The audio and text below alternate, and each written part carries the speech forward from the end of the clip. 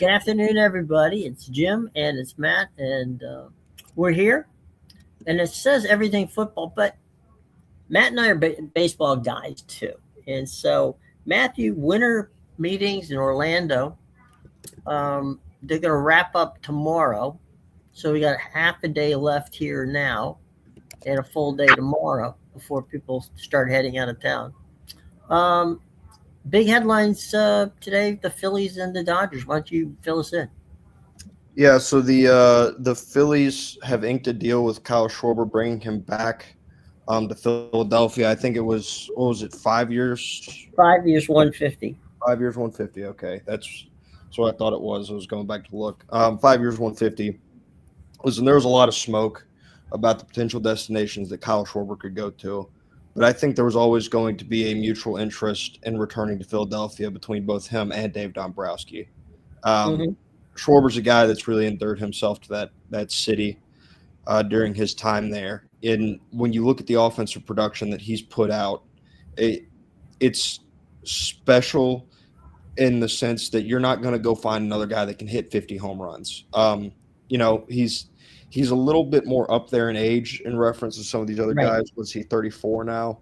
Yeah. Um, he's really only going to DH, but you're paying $30 million for a guy that has that's probably not going to hit.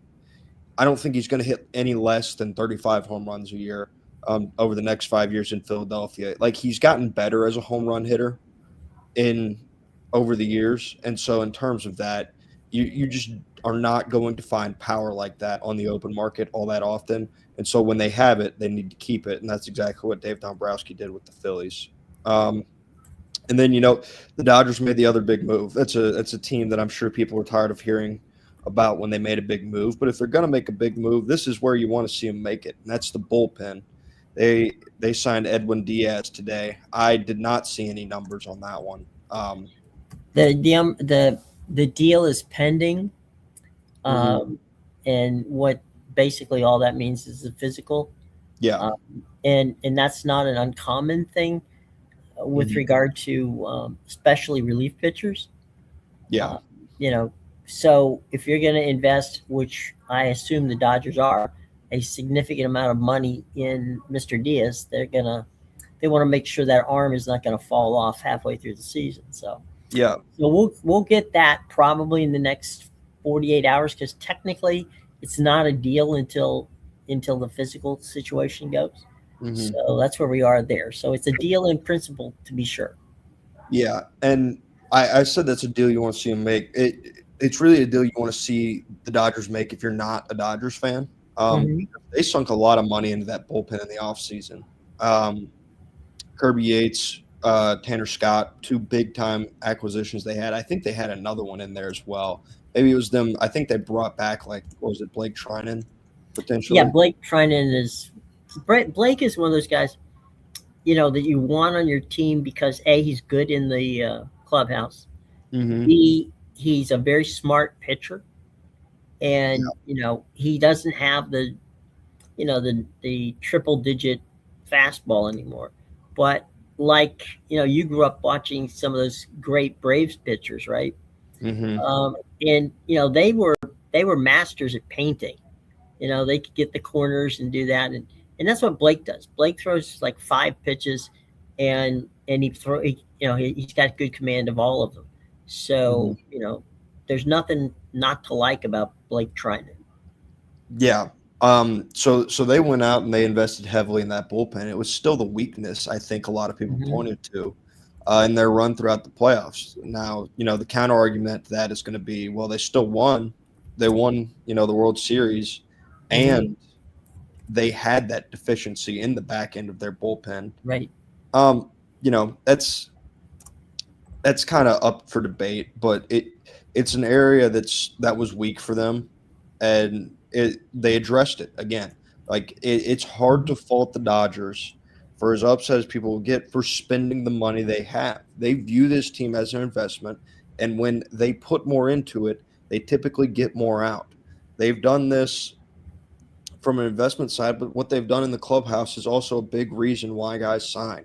Like, these guys are taking some a lot of them have taken some discounts in Mhm. certain ways to be with the Dodgers because they like the way the clubhouse is there and they know how to win baseball games.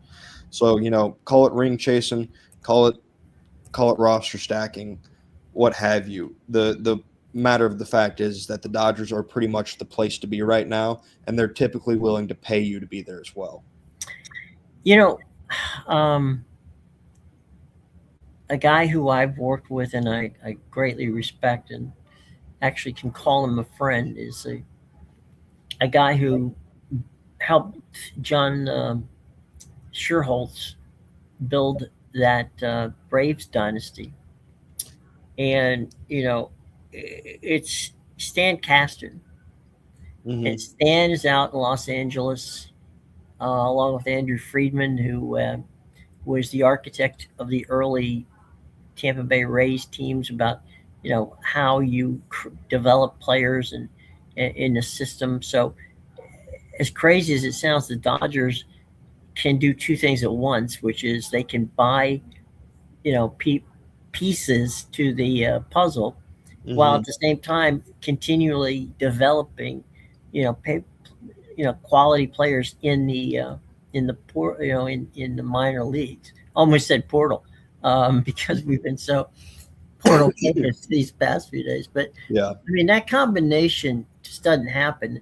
And you know, we were joking, talking about the importance of the clubhouse.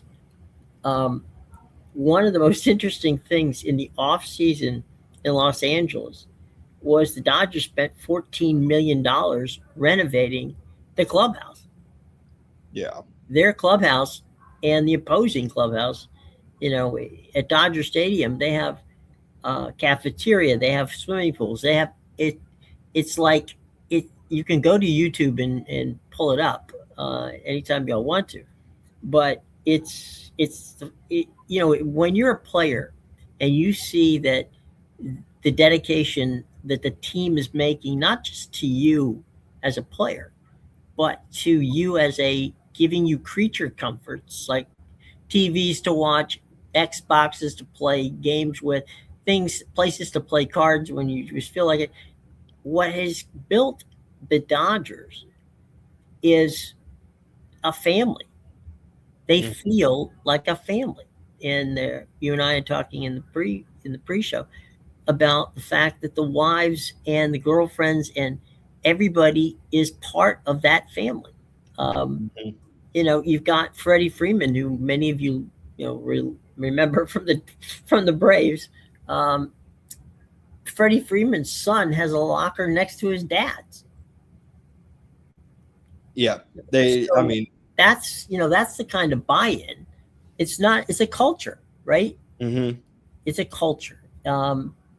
When your Red Sox, were getting ready to break through the barrier, right? Mm-hmm. Well, it was the great culture which Doc Roberts, the manager of the Dodgers, bought into, which Mm-hmm. is it was us against the world, right? Yep. And so that kind of culture that Theo Epstein created in Boston was a family culture, a team culture. You cannot win with 25 independent contractors, Nope. and it doesn't matter how much money you spend. Steve Cohen will tell you that you can't buy chemistry. Yep.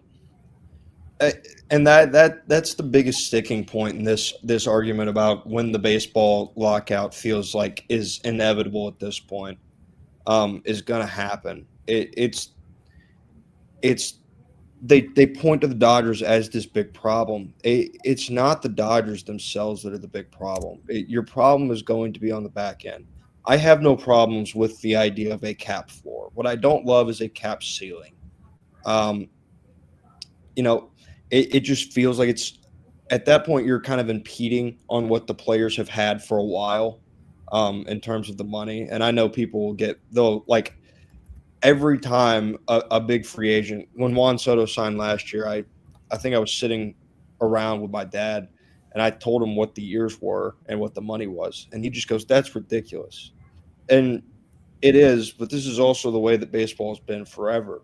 And these guys have the ability to pick a place and stay at a place forever if they really want to. And for some of these guys, that's what they want to do. Bryce Harper, who it's been well documented his clash with the commissioner Rob Manfred when they came in talking about a salary cap. Mm-hmm. He's one of those guys. He picked Philadelphia after his time in Washington was up, and Mm-hmm. he's been there forever, and he's loved the city, and he's still got plenty of years left on his deal. Similar deal with Trey Turner. Like, these guys have that option.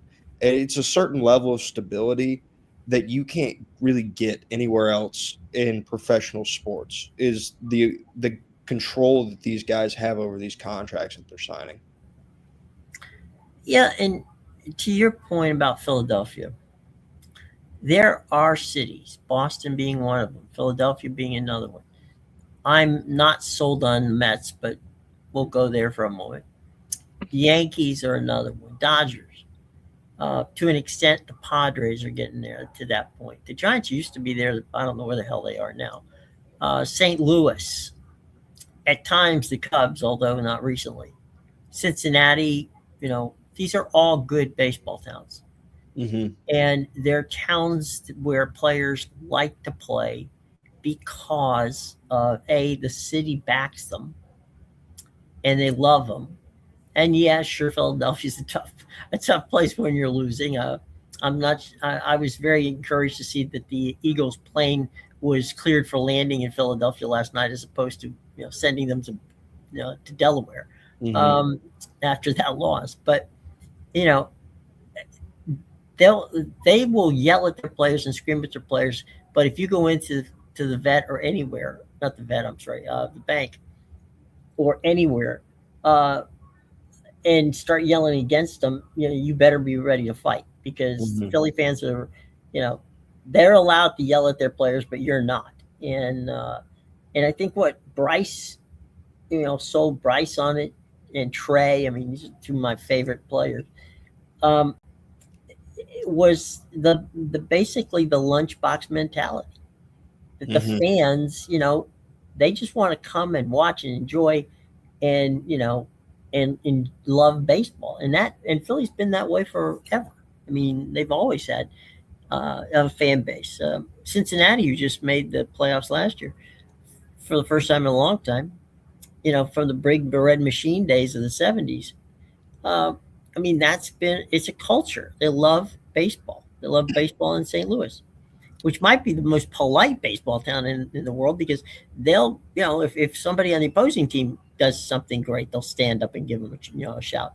Um, but there are towns, which used to be Pittsburgh, one of them, Kansas City, one of them, that, just singling out those two. There are more, but just singling out those two. And Atlanta has always been a good baseball town. Um, but fans will only put up with so much. And, you can't ask fans to pay ridiculous prices and not get a good product. So to your point about the baseball, what do they do salary cap wise? That I want to see a floor. I want to see somebody say, you know what? You must, as an owner, spend X amount of dollars. Mm-hmm. Get rid of the damn, you know, um, luxury tax, and just say, no, no, no. I'm not going to start. I'm not. The Dodgers are not going to give the Pirates money, because the Pirates aren't spending it on their players. Yeah.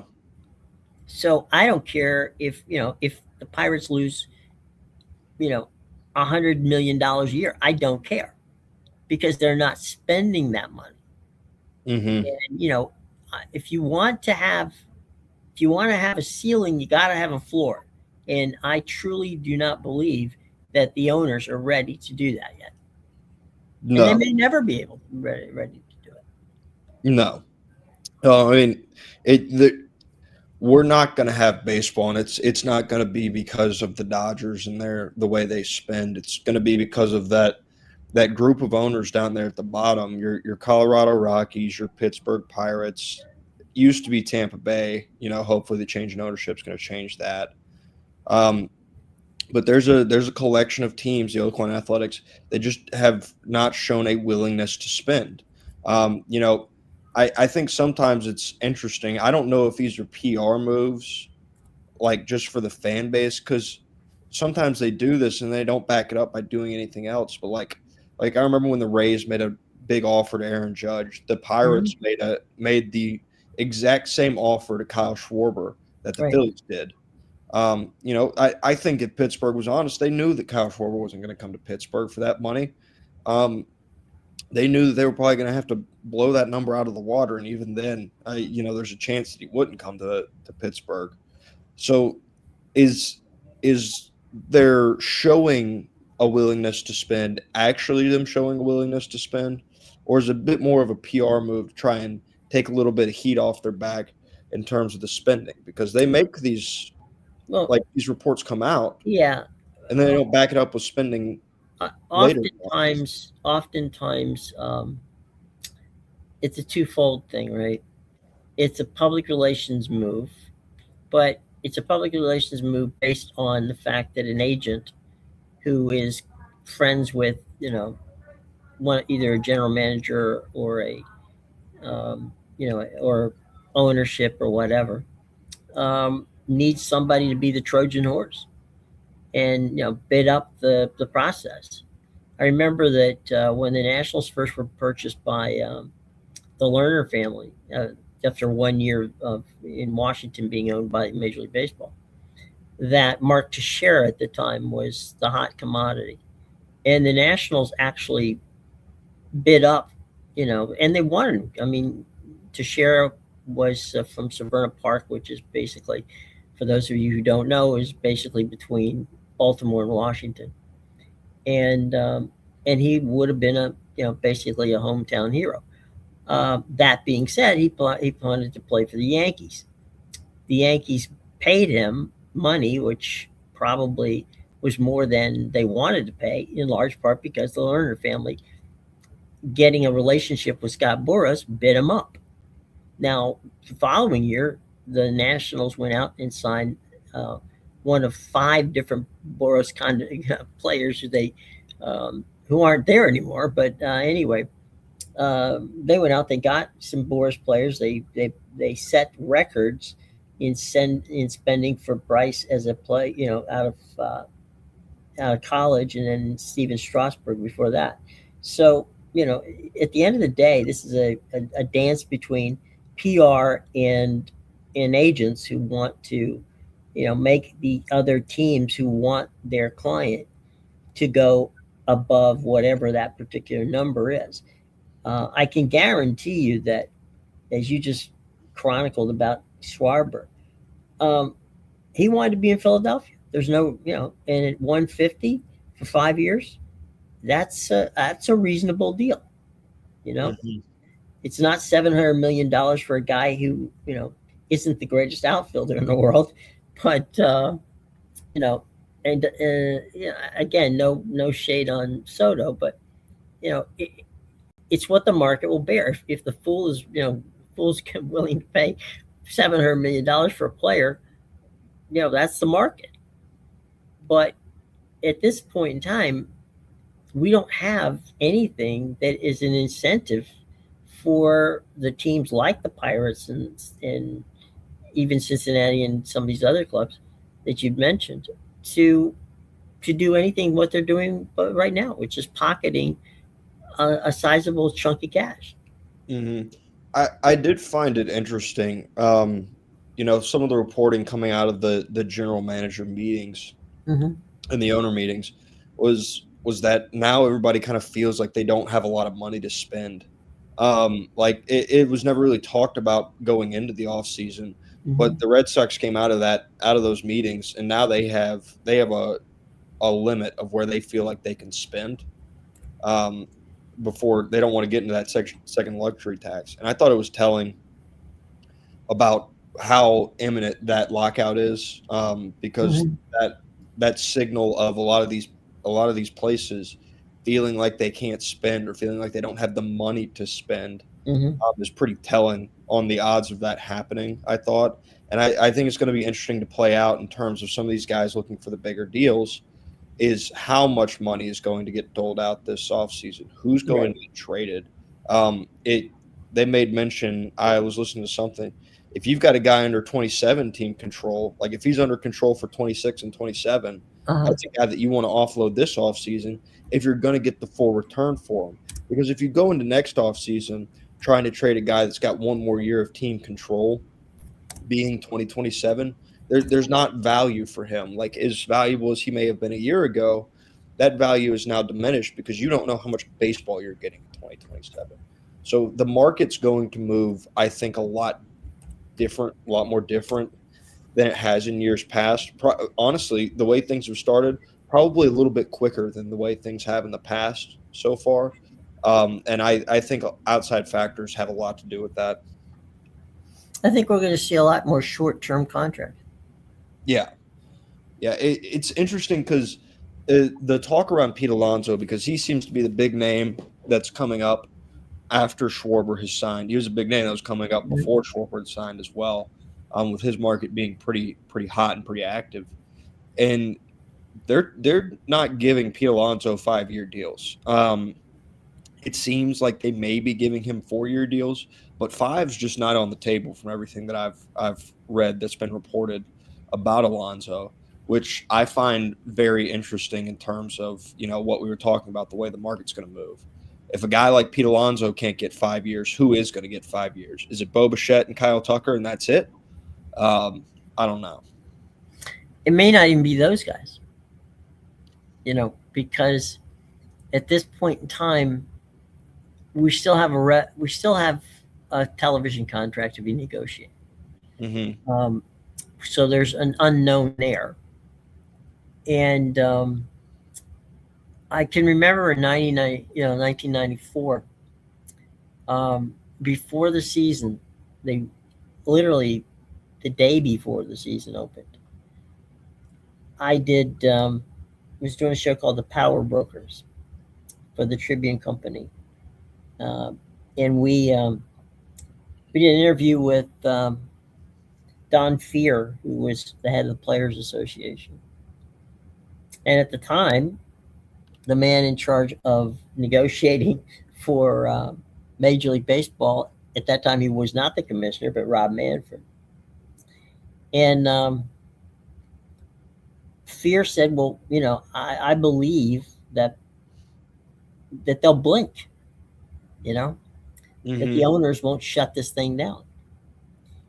And that was one interview. I go to the next interview, and it's Rob, and he said, "Oh, absolutely, we shut it down. We may even shut it down before the All-Star break." And I said, "Well, okay, let's play this out. You shut it down at the All-Star break. Are you going to blow up the series?" He goes, "If need be, we will." So the owners were dead set on, it was going to be done the way the owners wanted it to be done, or there wasn't going to be baseball. Mm-hmm. And, we all got in the train and went up to Camden Yards and watched opening day up there. And, as we know, history being what it is, that 1994 was the strike. And ironically, the strike was broken by a judge in the lower district of Manhattan by the name of Sonia Sotomayor, which happened to be one of her last cases before she was, elevated to the bench of the Supreme Court. Mm-hmm. So, yeah, I mean, don't ever underestimate. And here we are in such a way where baseball is on the upswing, right? So, yeah, here we are on the upswing, and what's going to happen? I mean, in 94, okay, the Montreal Expos were about 2 weeks away from having a stadium deal done in downtown Montreal that would have made everybody with the Expos happy, and Montreal would still have a baseball team. Mm-hmm. When the strike went down, suddenly there wasn't an urgency to build that baseball stadium. Yeah. And that tumbled, into other areas of baseball. And it took what was it? It took to Sammy Sosa and McGuire's, home run in the, later in the 90s before fans even began to start coming back to baseball. Yeah. I mean, there's so much. It feels like there is a lot of forward momentum with baseball. You know, it, it feels weird to say, but having a villain like the Dodgers, like for all we've talked about, Mm-hmm. having one common like rooting disinterest Mm-hmm. is actually kind of good for a sport in a Sure. lot of ways. Because like when I think about, really when the NBA was last at like its peak, it was because the Warriors and the Cavs were playing every single year. Mm-hmm.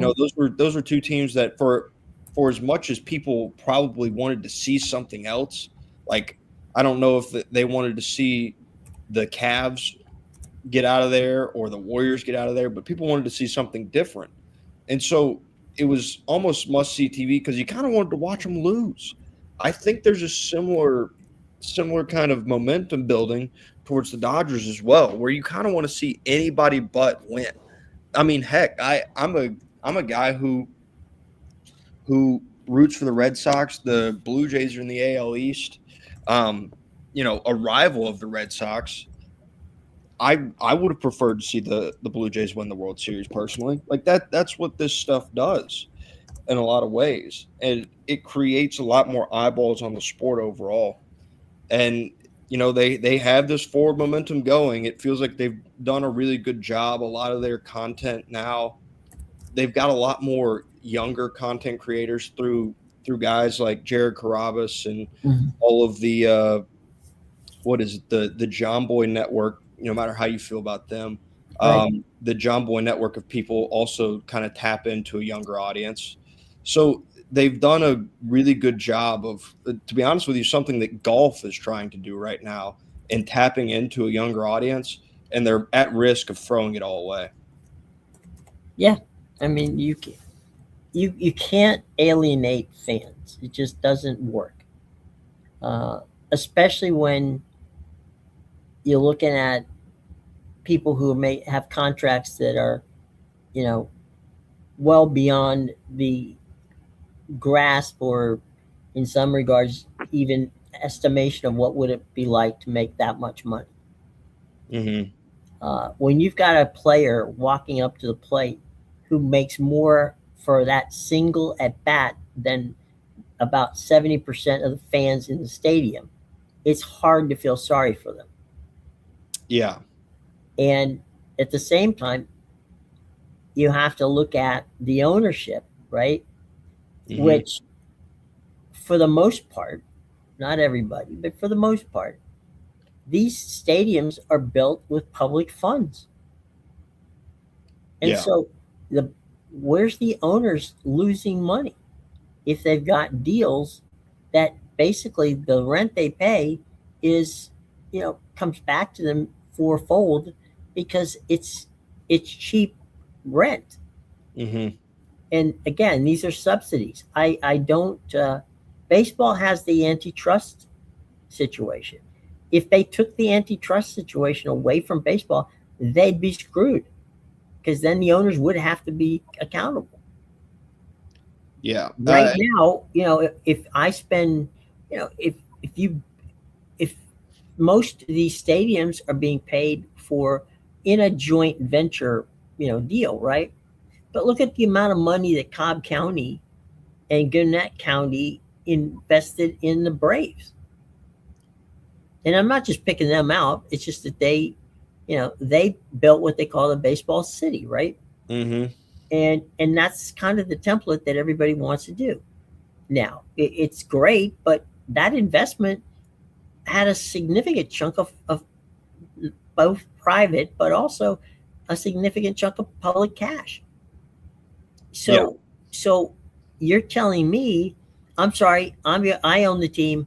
I'm not going to field a baseball, team this year because, we can't agree on these kind of things. Okay, so what's that do to the restaurant people who have restaurants near the ballparks, and the people who work in the ballparks, the vendors and the and all the ancillary businesses around that area? It puts them in peril for 6-7 months. Yeah. So it goes beyond just what happens in the boardrooms. It goes, to all of us who have a rooting interest. I mean, from my standpoint, back in the day in '94, that cost me a season of work. I mean, I directed other things, but you pencil in 200 days out of your schedule for baseball, Hmm. and if it ain't there, you got crews from coast to coast ain't doing nothing because there ain't no baseball to do. Yeah, yeah, and I mean, that's where we're headed. So, is there anything now that can stop it? Would be I my don't question. know. I don't think that there's cooler heads, and that's the problem. I think you're right on that. I really don't see a world where somebody's going to get out of the way and just like kind of take a step back and go like, "Hey guys, let's look at what we're about to do here. Like, let's look at this. Obviously, we've all got the money in our pockets that we care about, which a lot of the owners care about more than the team, which is it's fine. It's an investment for a lot of these people, um, but at what point do you realize that while you may feel like the answer long term for the best health of your investment is to go down this route and get a salary cap, but if it kills all public interest that you have in your sport, then it very well may not be. Oh, 100%. I mean, you you know, is this the hill you want to die on? Hmm. It's.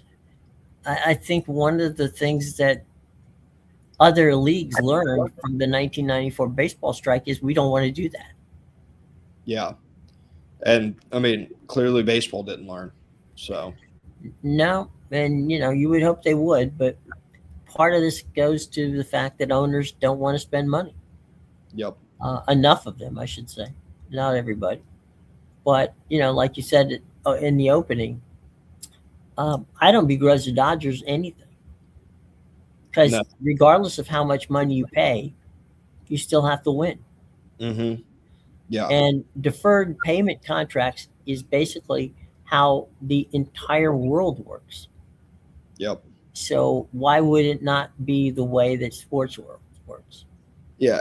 I do think like maybe there's a way that you like tweak with some of the deferred contracts. Like I think Shohei Otani making $3 million a year may Mhm. be a bit of a stretch as as to how deferred contracts are supposed to work. Mhm. Um, but that's like the most glaring example, and it's the one that really most people point to when they talk about the Dodgers. There's a lot of other stuff that plays into it. So there's That's what Shohei wanted.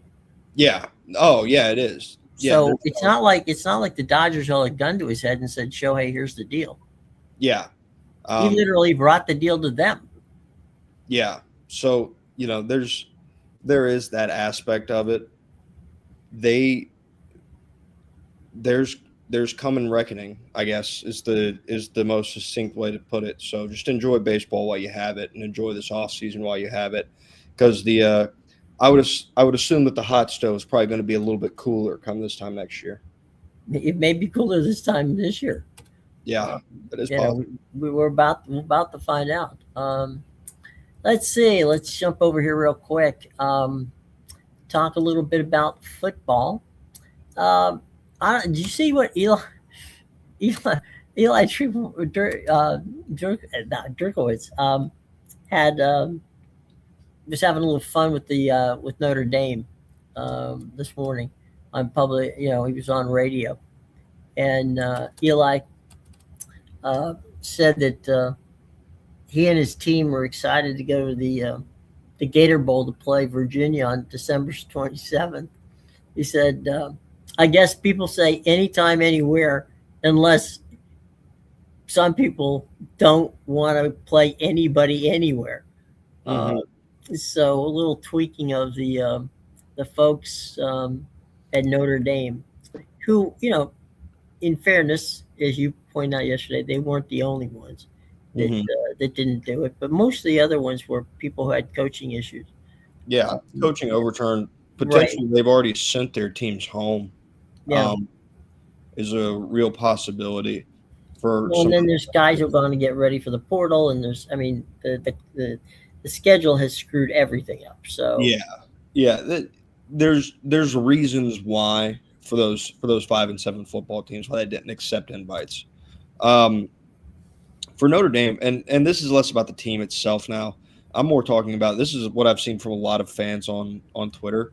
I, did they make the national championship last year and all of a sudden return back to the Lou Holtz days, like where they just are like dominating year in year out? Uh, they made the national title in 2012 and got embarrassed, and after that, mhm. up until last year, they didn't really make a whole lot of noise. Yeah, they've made the playoff before, but then they got shellacked in that thing too. I mean, the whole thing around Notre Dame was how they can't win the big games there for a while, and all of a sudden, according to their fans, they are back to being God's gift to football. Um, which I I've made the argument. I've written articles. I've talked about it in its entirety. I think that Notre Dame got a stiff deal all the way through. Um, Mhm. and then I back it up by saying I don't have a problem with the choice overall, but the way that it was handled, Notre Dame got a stiff deal. But you guys aren't God's gift to football. You guys like the Golden Dome doesn't carry as much weight as it once did. Yeah, you got your own TV contract, but you get outrated by like every SEC game and then half of the Big Ten most of the time. It feels like it's not like you guys are just going out there killing numbers every year. They talk about how they travel. You know, the one picture that I'll always remember is that stadium in 2017 being full of red when Georgia came to visit. Like other teams come to visit Notre Dame Stadium, if if it's a big enough program, Notre Dame Stadium isn't Notre Dame Stadium anymore.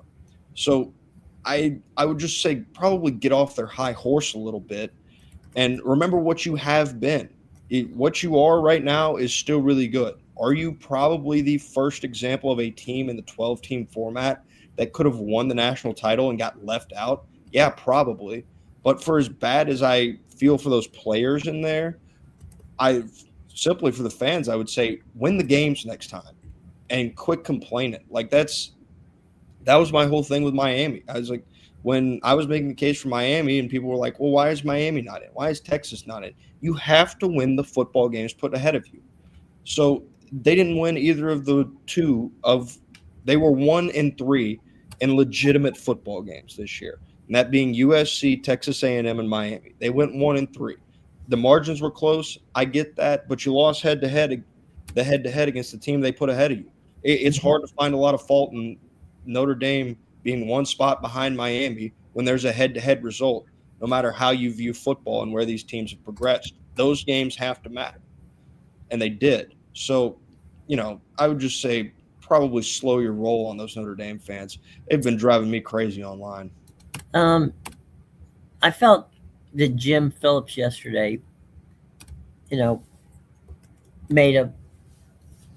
I mean, my of course Notre Dame was bitching and moaning about how Miami got in above them and how why didn't the ACC, um, why didn't the ACC help them get into the playoffs?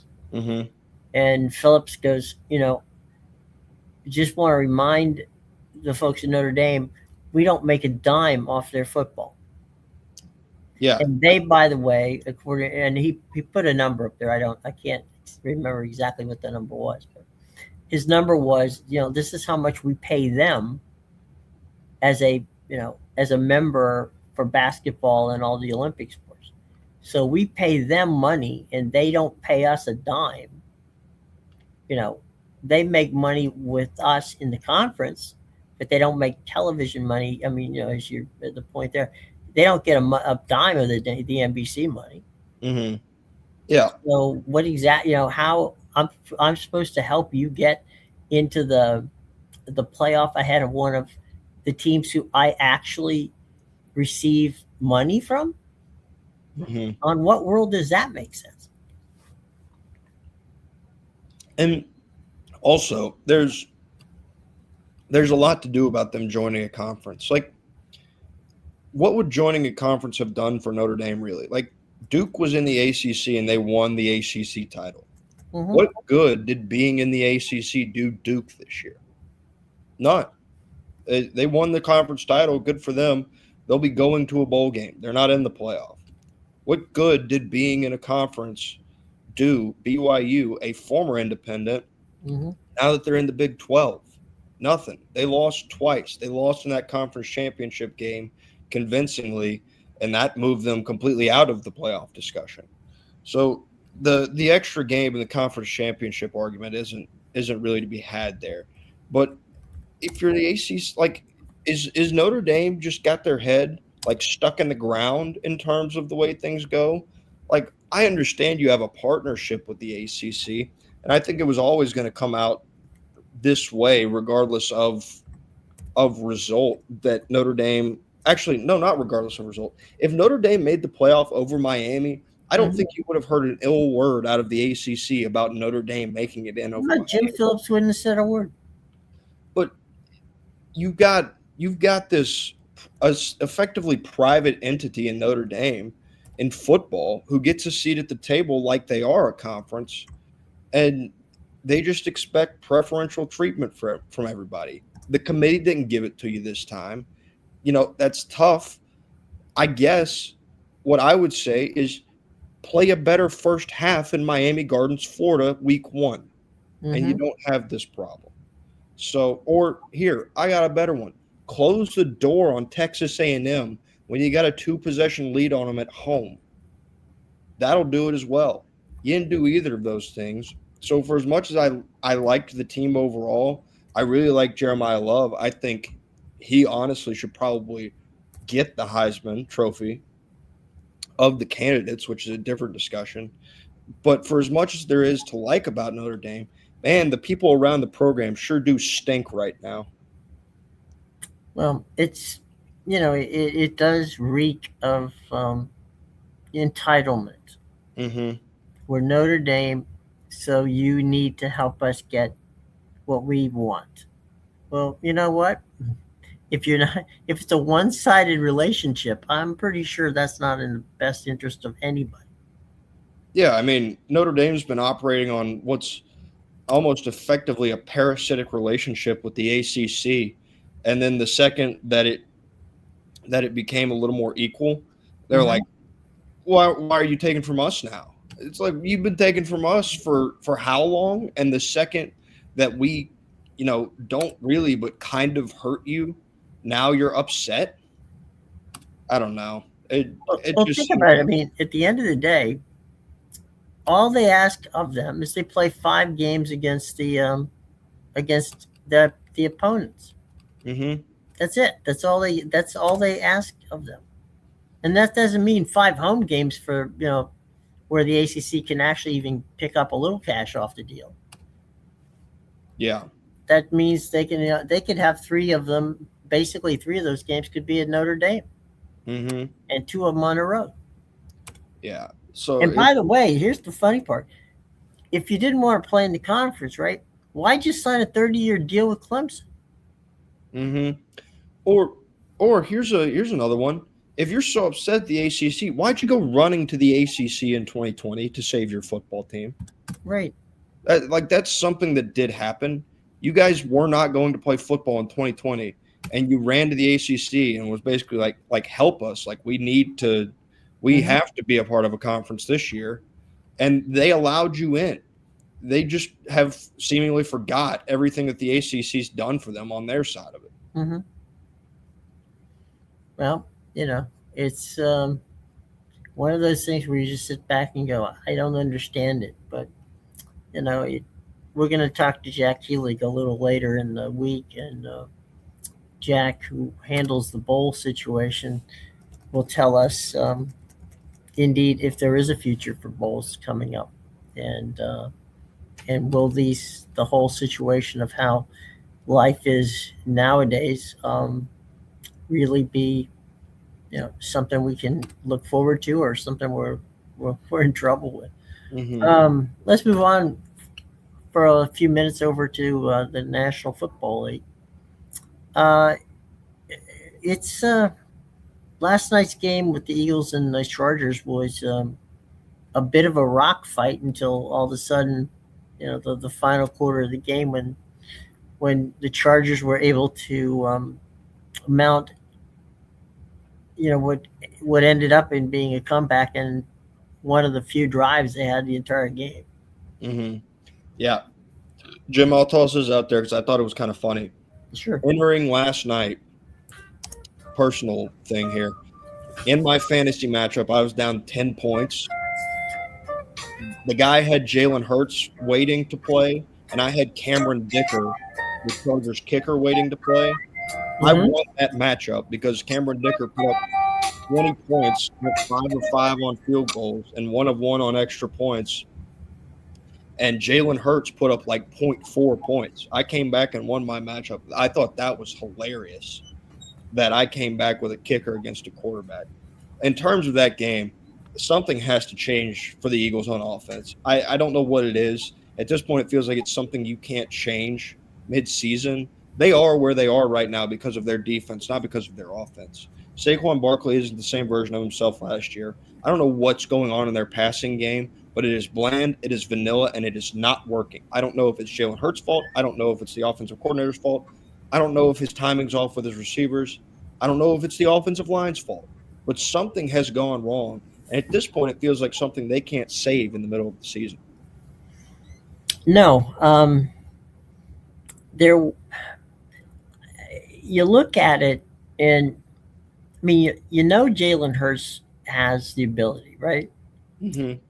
You wonder if these guys are running the wrong routes. I mean, 3 or 4 times, 2 of those picks that he had last night, the 2 receivers were within 2 yards of each other. Mm-hmm. And those were tipped passes because hell, there were so many people over clustered in that one area. It's like, of course somebody's either going to catch it or it's going to get tipped. Yeah. What, you have 4 interceptions last night? It was something like that. They had 5 turnovers, 4 picks, and 1 fumble. I mean, heck, he got credited with 2 turnovers on one play because he threw a pick. Right. They forced a fumble. He picked it up, and then he fumbled it back to him. Right. So he got credited with 2 of them. It's like on one play. That's not an easy thing to do. It just feels like a summation of what the Eagles' offense has been this year, which it just hasn't been good. They really have. That defense has been like a saving grace in a lot of ways for oh God, why am I just blanking on his name? The head coach, Nick Sirianni. Yeah, like it's an interesting cycle that Sirianni goes through because this isn't a new cycle. This is the same cycle that we saw before. In 23, in 22, they made it to the Super Bowl. They lost to the Chiefs last second, heartbreaking fashion. They lost both of their coordinators. They came out the next year, and their offense stunk. It was bad. And then they went back into the offseason. They made some changes at the coordinator positions. And last year they went on a run and they won the Super Bowl. Well, guess what? They lost both of their coordinators again, I think. I know they lost Kellen Moore. I think they lost their defensive coordinator as well. And now you're back in the same boat that you were back in 2023, where you just came off a Super Bowl looking to repeat, and you just don't have the offense to do it right now. No, they don't, and they don't look like they're gonna find it. No, it would be incredibly difficult for the Eagles to find a way to turn around what this offense has been thus far in the season. I just don't know how you do it because it's not a simple fix. Like there's multiple facets of this offense that are going wrong for it to look like this on a consistent basis. It's there's no way you can there's no easy fix here. And now you've got them in a pickle. You've got the same situation in Kansas City. You've got a Kansas City team that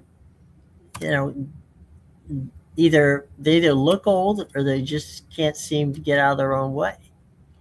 Yeah, And yeah, they got guys hurt. I understand, but everybody else got guys hurt too. yeah. It is interesting in the Kansas City case. It looked like they kind of like they were in the process of figuring it out when they got their receivers back and Rasheed Hmm. Rice is Yeah. worthy, Yep. and then it just kind of stopped. I don't really know what happened. That offense looked like it was getting better when those guys came back, Hmm. and then it just stopped getting better. Uh, I mean, Patrick Mahomes just has not played very well. I know that sometimes he's not getting help from his receivers, but at a certain point, we do have to have some accountability for the quarterback. I know he's been fantastic throughout his career, but that doesn't make you immune to criticism because he Hmm. hasn't played well up until this point.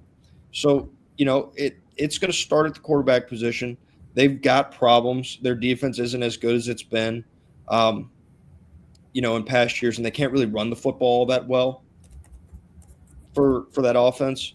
Hmm. So they're one dimensional, and Patrick Mahomes isn't playing like Superman, and now they're losing football games. And I do think it's funny. I think part of it is the luck's just not going their way this year. Like last year, you look at the results that they had and the way they won some of those football games. Hmm. Everybody just kind of was sitting around waiting, like, man, they're getting kind of lucky. Is this luck going to run out? It didn't run out until they made it to the Super Bowl. The luck ran out a lot earlier this year. It feels like. Yeah. I mean, they opened last season. We all remember with the toe tap that they cost the Ravens a touchdown and gave Kansas City a win. Hmm. Uh, so I mean, yeah, there's no question that we're looking at a team here um, that doesn't look as if that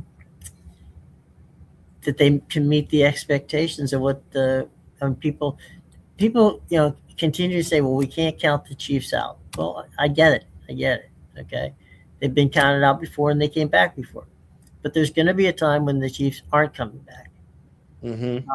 and this might just be that season. Yeah, it's very possible. I mean, this is just it's almost mind-boggling, but it also is very funny because there are a lot of people who started rooting for the Chiefs right when they got good, Hmm. and you're figuring out who it is, whether that be online or wherever. Like you're figuring out who the fair weather Chiefs fans were that just kind of hitched their wagon to Hmm. that train. Because man, there are people that are just like losing their minds, calling for Andy Reid to be fired. Travis Kelsey needs to retire. This, that, and the other. They need to go like a full overhaul on the offensive line. Some of that stuff may be true. That offensive line isn't very good.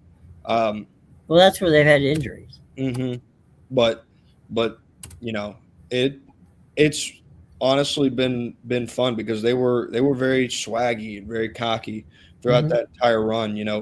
This was the better than the Patriots dynasty if they had just won that Super Bowl, and now look where they are.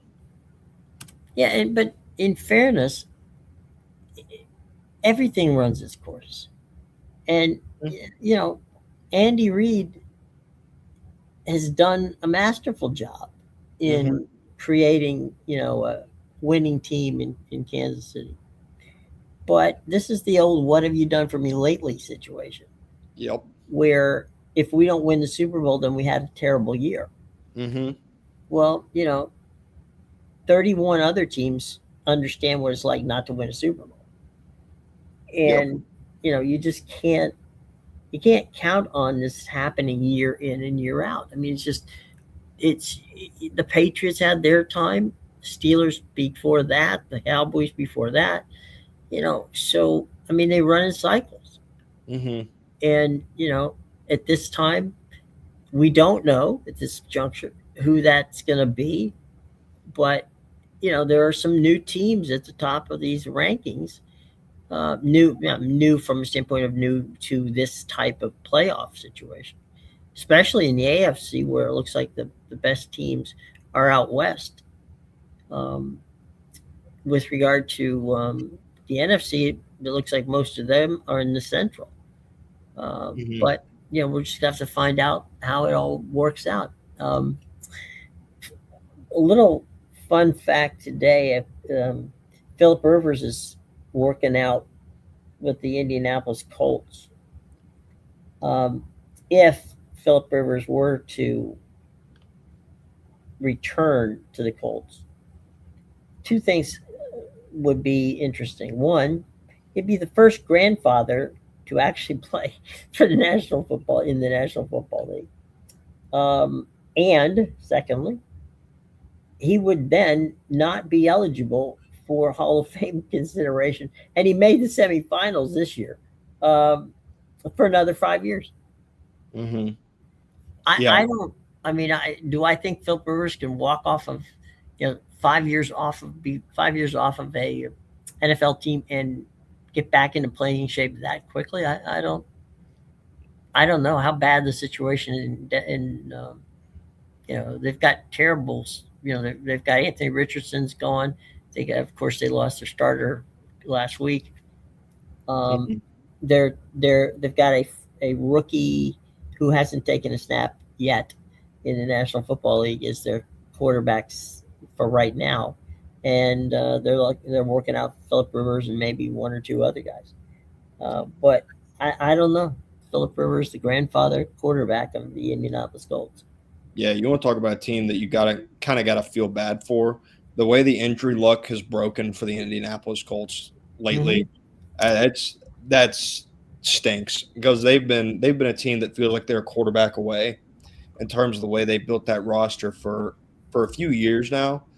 And Daniel Jones surprisingly was the answer.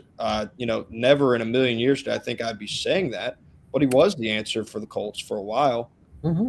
And now he suffered the injuries, and now they're back to really just kind of trying to piece it together on what is still a really good talent roster, but now they're missing the most important. Part of the roster. They've got their issues at this point.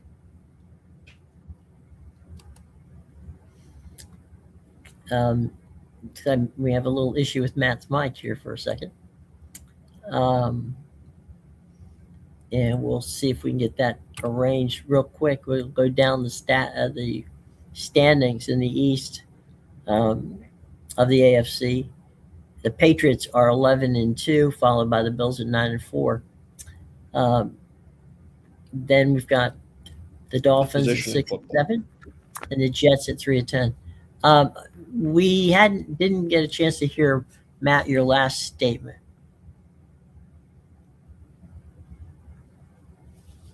And he'll be back in just a second. Let me go back to the standings, division standings. In the North, the Steelers at 7-6, followed by the Ravens at 6-7. Bengals at 4-9, so that's pretty much ending the Bengals' hopes. Um, we go to the South. The Jags are ahead of Texans by a game, 9-4. Texans 8-5. Colts 8-5, and the Titans are 2-11. Out west, it's the Broncos 11-2. Chargers 9-4. They got that win last night. 6-7 are the Chiefs. 2-11 are the Raiders.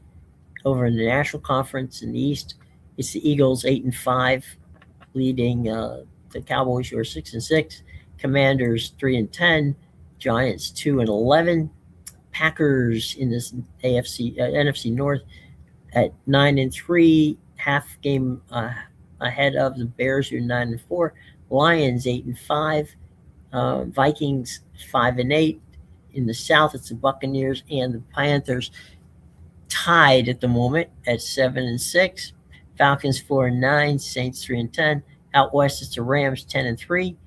Tied with the Seahawks 10-3. The Niners at 9-4, and the Cardinals bring up the west of the NFC with 3-10 record. So we didn't get to hear your last comment, Matt. So if you want to bring it back, we'll be happy to hear it.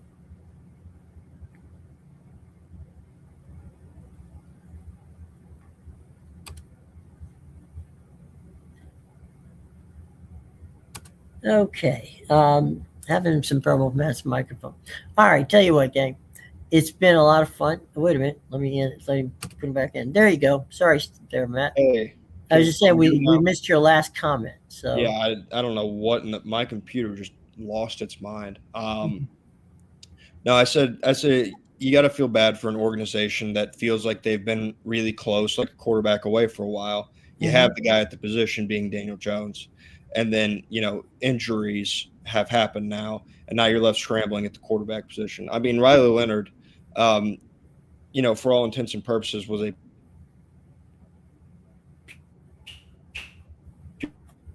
pure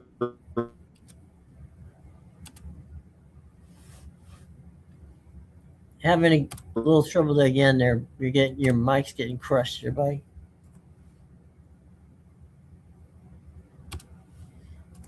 Wait a little bit longer.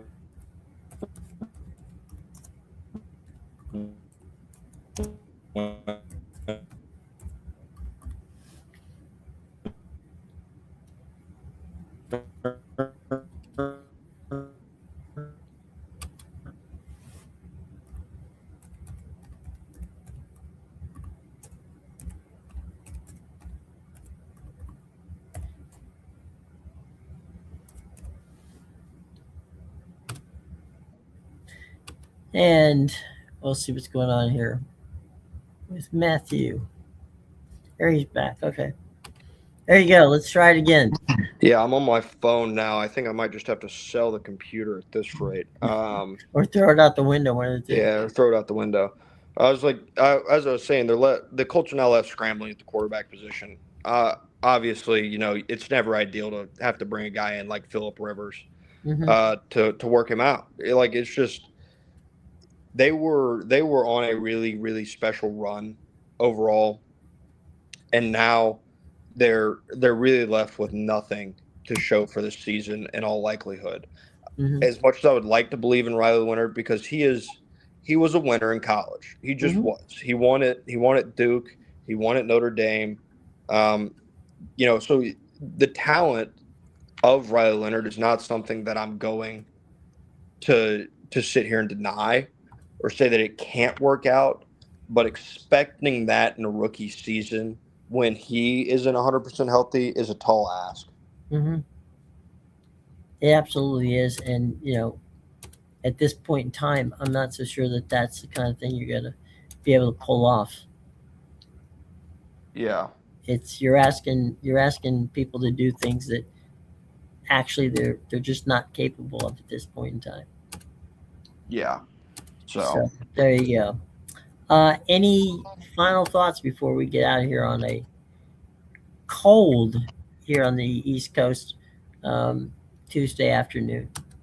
Uh, yeah. I want to make a statement more about the Heisman Trophy as a whole. Huh?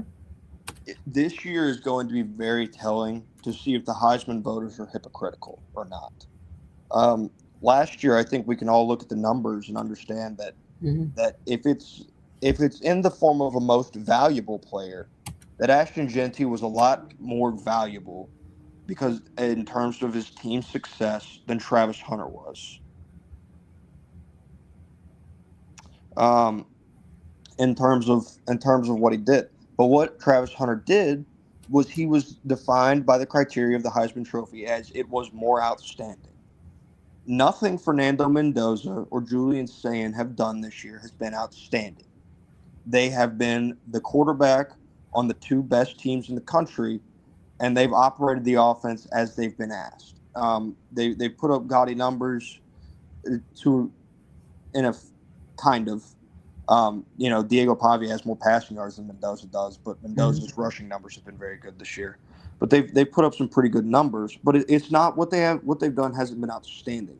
What Jeremiah Love and Diego Pavia have both done have been outstanding in terms of the plays that they make and what Pavia did for Vanderbilt, turning that place into a 10-win program, and what Jeremiah Love did on a Saturday in Saturday out basis in terms of when the football was in his hands. Those two were the most outstanding players in college football. The other two are the two best quarterbacks on the two best teams in the country. So, pick and choose as you will. But if this is an MVP award, then yeah, give it to one of those quarterbacks because that's technically what they would be in the eyes of the NFL. But if you're going for outstanding, Pavia and Love have a lot better argument than either of those two guys do. Mm-hmm. Well, it's going to be. I don't know. I've gotten to the point where I've kind of jaded on that entire um, Heisman situation. It just doesn't seem to feel right to me.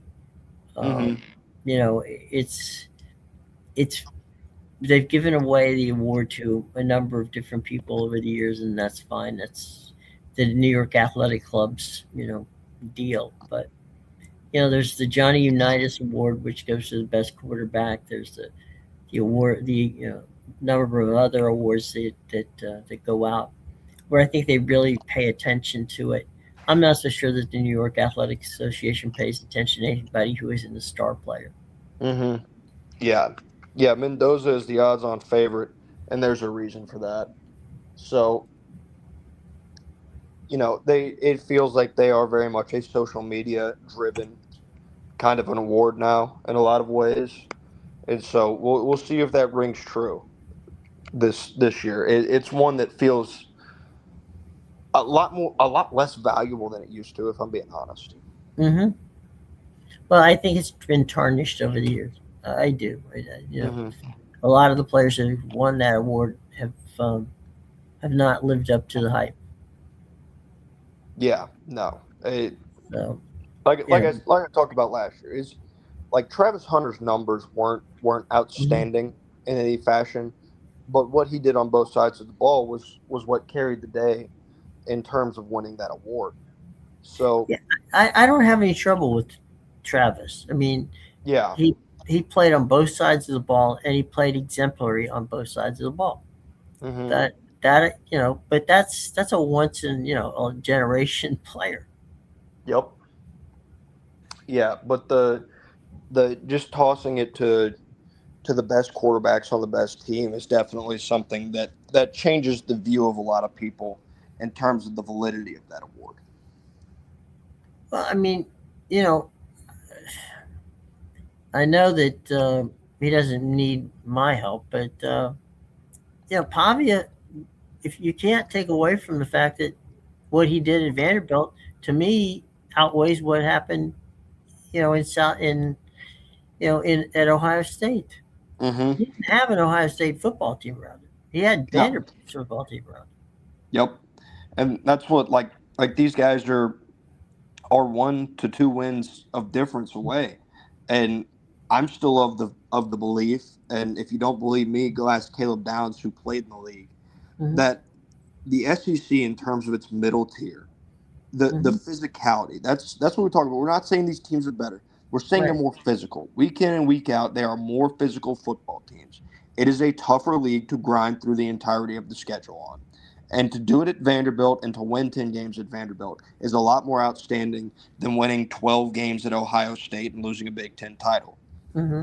And to be honest with you, with the roster that Indiana has, it's more impressive than winning 13 games at Indiana right now. Hmm. And look, I mean, I knew for a fact that he would never get um, recognition, but Byron Brown, who quarterbacked USF, Mm-hmm. had a 3,000-yard passing season, a 1,000-yard rushing season. Yep. So is he going to get an award? No. Is he going to play in the NFL? Well, we'll see. But if you're talking about strictly college, you know, there's got to be some recognition that a guy does something of quality, Mm-hmm. regardless of. I mean, Ashton Gentry, last year was in there, and he played in the P5 conference, and Yep.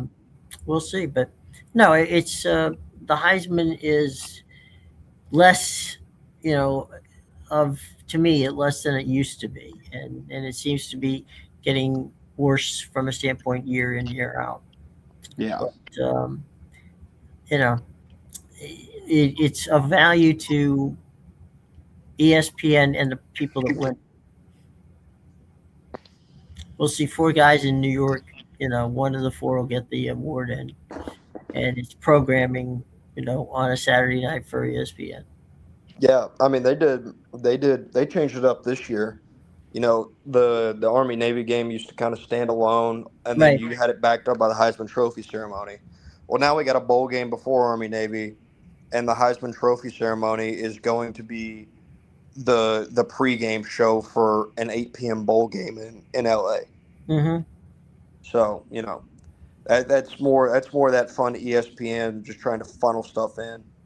It it, I don't think anybody's upset with more football or necessarily having football on Saturday, but it feels like they're kind of taking away from that Army Navy game and that Heisman Trophy ceremony, and making the Heisman Trophy. To be honest with you, it when you turn that ceremony into something of a pregame show, it makes it feel more diminished as well. Like it adds to that Yeah. factor of it.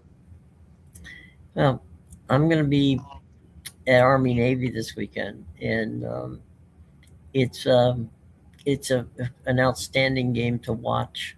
Hmm. To the pageantry of it, and then the quality of the teams have gotten better. I mean, Navy and Army have, the last couple of years have really upped the game, uh, Hmm. and played pretty amazing football. So you see two teams play pretty much the same style.